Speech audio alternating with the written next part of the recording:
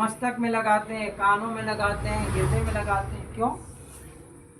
ये फलों में श्रेष्ठ श्रीफल नारियल है कि नहीं है? कोई भी पूजा में हो नारियल उपस्थिति होती है। फलों में श्रेष्ठ श्रीफल नारियल, इसलिए श्रीफल कहा जाता है। केला को नहीं कहते श्रीफल। श्री माने सम्मानित, उच्च से। और पान रखते हैं हम, ये पान, सुपारी रखते हैं और पुष्प रखते हैं और अपने यथायोग द्रव्य रखते हैं। शक्ति प्रमाणिका ये आपकी भक्ति को परमानेंट करती है। जब आदमी को नौकरी मिलता है तो सर्टिफिकेट दिया जाता है। ये महंत लोग होते हैं, महंत लोग हैं, बाद में हम लोगों को सर्टिफिकेट मिला तब ये यज्ञ करते हैं। ऐसा हर आदमी को अधिकार नहीं है। सुपारी भक्ति को परमानेंट करती है, इसलिए पान है। सुपारी तुम्हारी सुरती का प्रतीक है। हे सदगुरु, ये सुरती आपके चरणों में हमेशा बनी रहे। आपकी सुरती को जगाने के लिए आप द्रव्य रखते हैं कि अपने मेहनत की, कर्म की, जो कुछ भी यथा योग्य द्रव्य गुरु महाराज को अर्पण करने के लिए भेंट देने, दान करके रूप में आप रखते हैं। पुष्प रखा जाता है, जिस प्रकार से पुष्प खिला रहता है, सबको प्रसन्नता होती है देखकर। ऐसी मेरा जीवन पुष्प की तरह हमेशा खिला रहे। और अपने मस्तक में लगाते हो कि आज से मेरा मस्तक का अहंकार दूर हो। कानों में लगाते हैं कि मैं गलत चीजों को ना सुनूं, अच्छी चीजों को सुनूं, मेरा कान पवित्र होना चाहिए। हृदय में लगाते हैं और मैं सुनी हुई वचनों को, अमृतमय ज्ञान की वाणी को अपने हृदय में धारण करूं। इस संकल्प कराया जाता है और गुरु महाराज को अर्पण करते हैं कि आज से मेरा आपके चरणों में जीवन समर्पण है।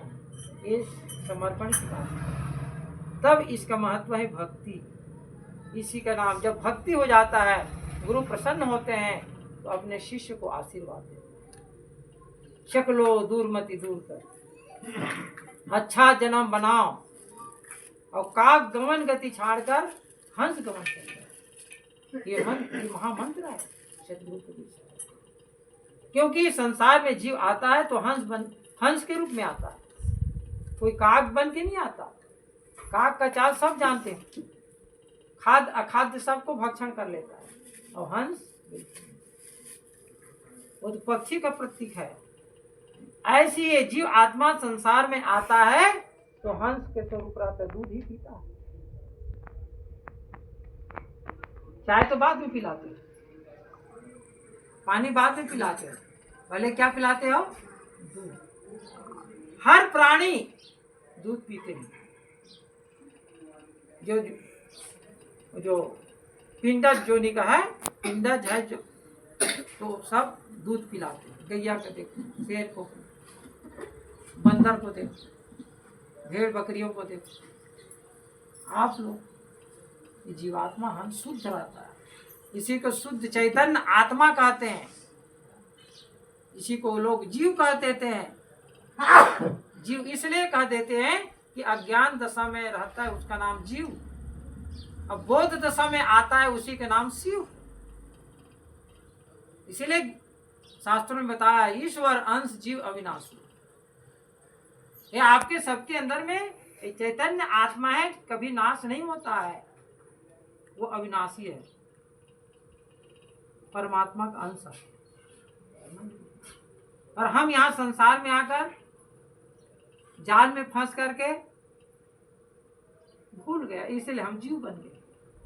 और गुरु के ज्ञान के द्वारा, भक्ति के द्वारा, सत्संग के द्वारा जब आपको बोध हो जाता है कि वास्तव में मैं आत्मस्वरूप हूँ, शुद्ध चैतन्य आत्मा हूँ, मेरे और परमात्मा में कोई अंतर नहीं है, तो जैसे ही एक शरीर आत्मा छूटती है, वो परम तत्व में समाहित हो जाता है। और नहीं, बोध नहीं हुआ, ज्ञान नहीं हुआ, तो ये जीव का जीव रहता है। इसलिए कहा, जीव सोई जुग जुग जीवे, अब उत्पत्ति परलय माही, और देह धरे फिरे 84, और निर्भय कब हो नहीं। क्या हुआ, विनाशी है तो नाश नहीं होता है आत्मा का, पर अनेक। अब उतरे ये कई घाट और हवा लगी संसार की, तो हो गई 12 बोतल की संग पड़ा, तो आप समझ लो क्या होता।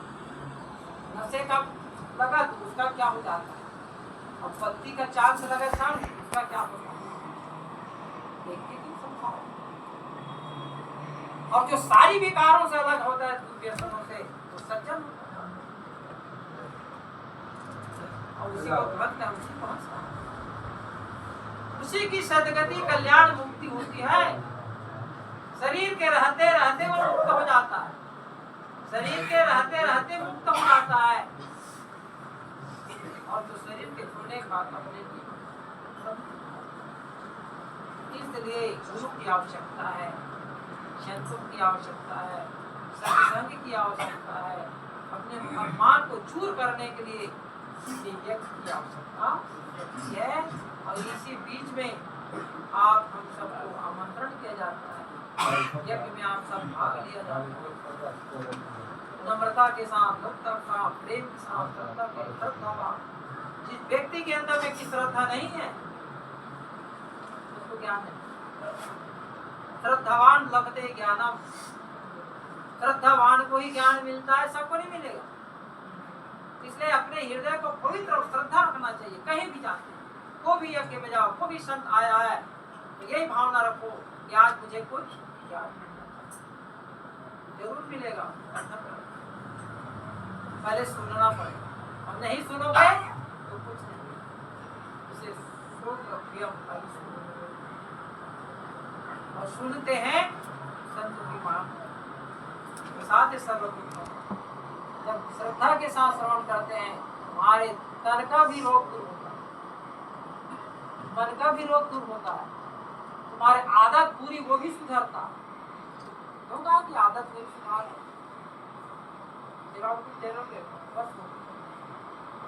जब तक आदत पूरी आदत रहेगी तो कितनों भी तुम सत्संग करो कोई फल नहीं है कि नहीं।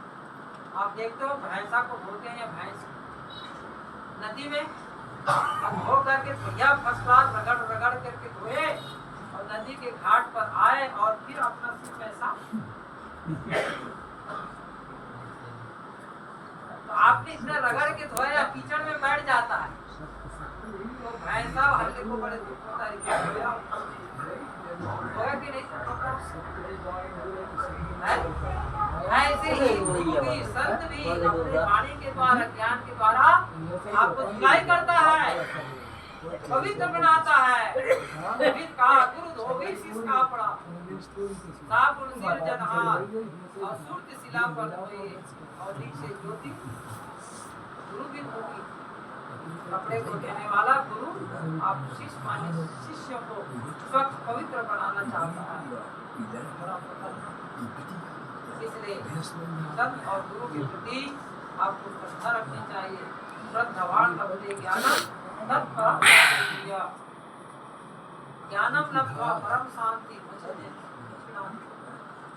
तो आपको ज्ञान हो जाता है, आपको आती है आपको मन।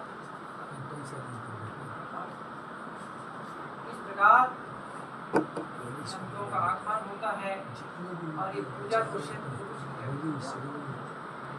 पूजा आह्वान करते हैं। नमो तनंताय सहस्त्र पादा सहस्त्र नाम ने सहस्त्र कोटि यम ब्रह्मा वरुणेन्द्र वेदै शाम परिक्रमो स्मैर्गायन्त्यं सामगा ध्यानामस्ति तद्गतेन मनसा पश्यन्त्यं यस्यांतं न विदुषासुरना देवाय तस्मै। ये परमात्मा की स्तुति करते हैं तो शरीर से तो नहीं, और सूक्ष्म रूप में परम सत्ता यहाँ विराजमान और उन्हीं की शक्ति से संत और गुरु जो है यज्ञ